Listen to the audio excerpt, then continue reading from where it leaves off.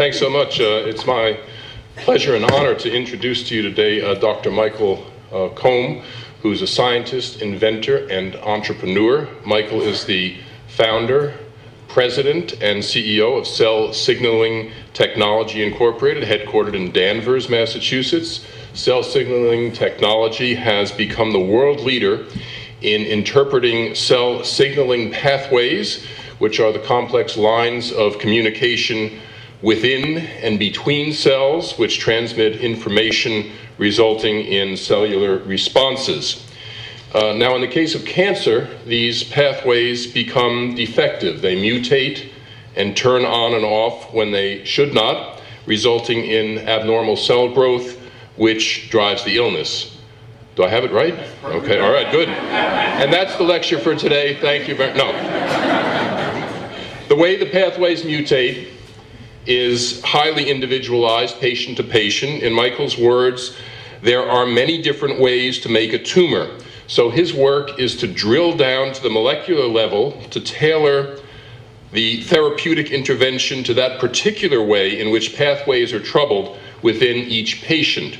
His research is resulting in more accurate diagnosis and advancing the development of personalized medicine to treat cancer. I'd like to thank the university for inviting me back. It's been a while since I've been here, and it's a great opportunity to come back. And I'd like to thank the Chancellor for such a lucid description of what we'll talk about today. I hope I can do as good a job as you just did. That was great. Great job.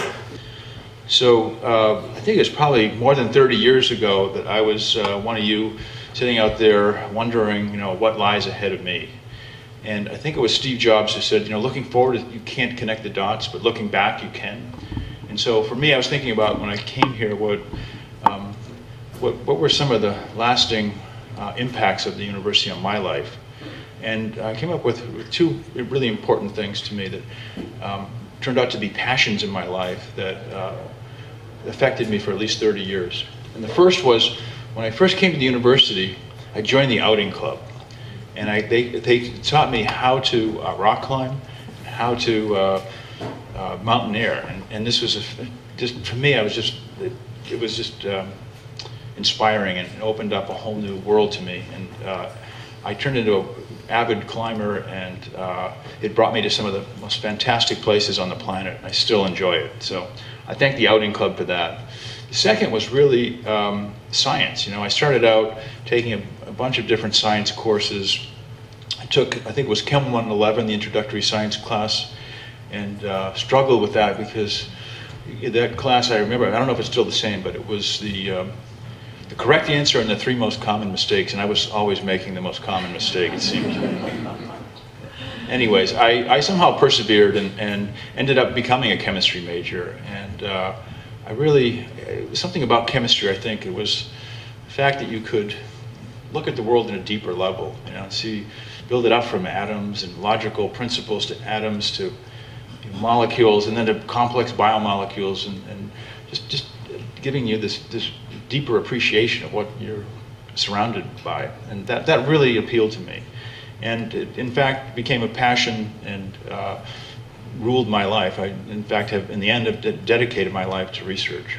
So after graduating here, I went off to graduate school, got involved in some really fun research projects. I discovered that I just loved, working in the lab and looking at new data, new experiments. So I finished my PhD, and I did some great science. I think it was a really nice PhD.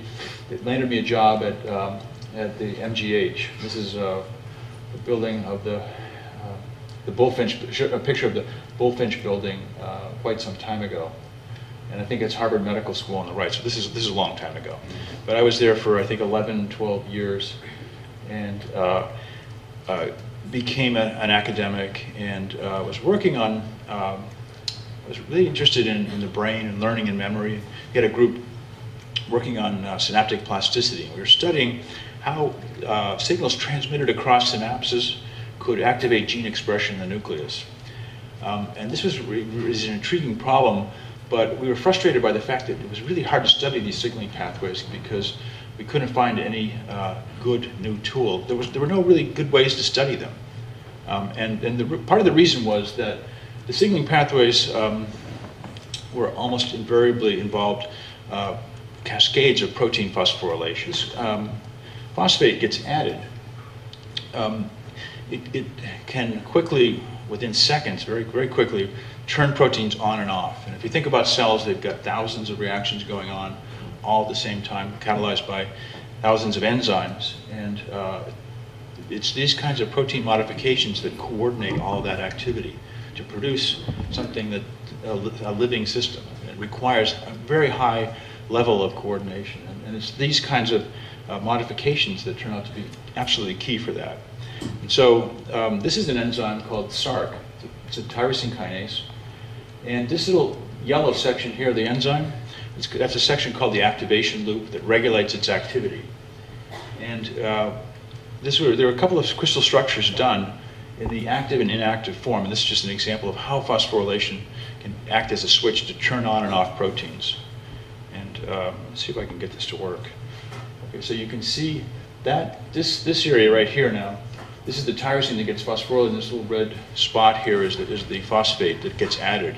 And when that activation loop is phosphorylated, it opens right up like that and allows ATP to come into the catalytic cleft, and now the enzyme can be active. So just the addition of that phosphate acts as an incredible switch to turn the molecule on and off. And this is really characteristic of many different reactions that are ongoing in the cell.